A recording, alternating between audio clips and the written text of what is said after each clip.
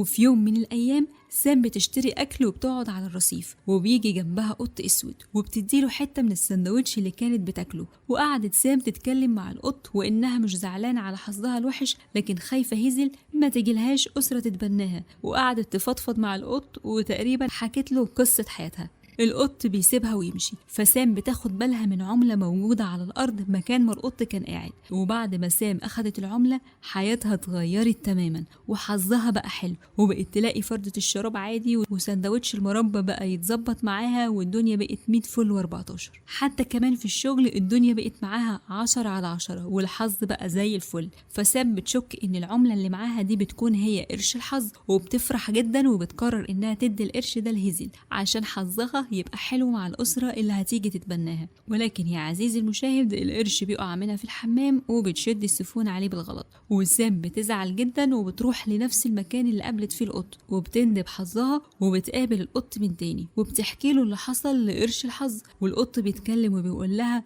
جاتك نيلة ضيعت القرش بتاعي. ولما القط استوعب انه اتكلم قدام بني ادمه بياخد بعضه ويجري على طول، وسام طبعا بتجري وراه لحد ما بتلاقي القط فتح بوابة غريبة تحت الأرض وبينزل فيها، وسام بتنزل وراه